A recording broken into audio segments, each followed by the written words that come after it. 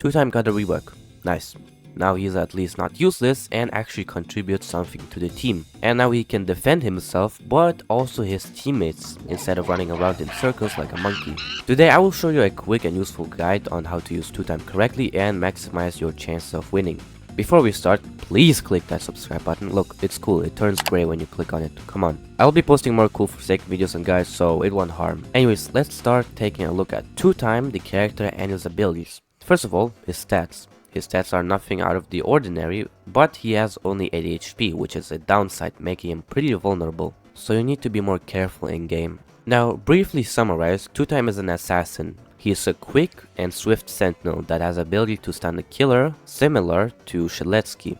But we'll take a look at the dagger ability later because it's kinda special. Now, yes, he can stun the killer, but that's not supposed to mean that you have to rush into the killer just like Guess. You're not a tank. You need to be sneaky and hide around corners to stab the killer from behind. That's the most effective way to use two-time. Okay, now that you know how two-time is supposed to be played as, and that he's a mix of sentinel and survivalist, let's go over his abilities. Two-time has 3 abilities.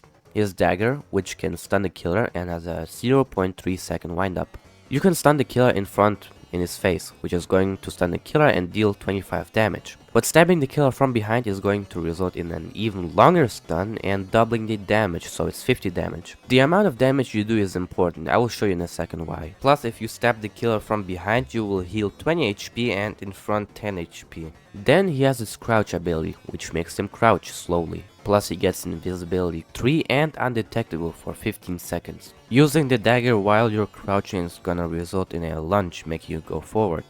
His next ability is Ritual. And how this thing works is you stab your dagger into the ground and the position where you stab your dagger in is going to mark your spawn location in your second life if you die in your first life. Now that's pretty nice, but there's a problem. To fulfill the ritual, you need to deal 70 damage. And this bar to the right indicates how far you are to completing the ritual, how much damage you still need to do. So unless you accomplish that, you only have 1 life. Alright, now let's go over how to use those abilities correctly.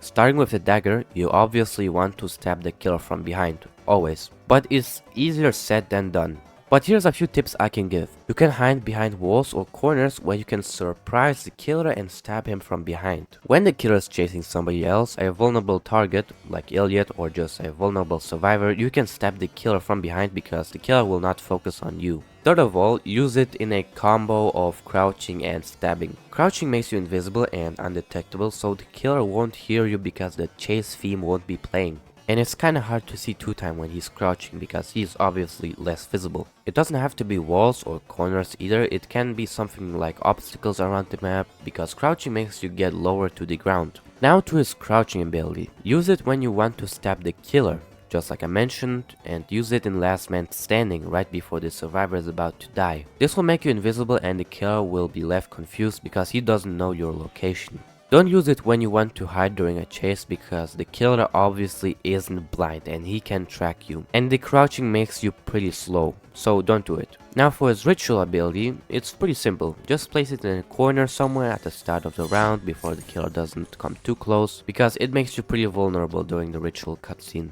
Those were all the tips I can give for two-time. He's pretty good if used correctly and can annoy the killer a lot. But hey, if you enjoyed this video or if I somehow helped, like this video and subscribe for more content. Have a great day.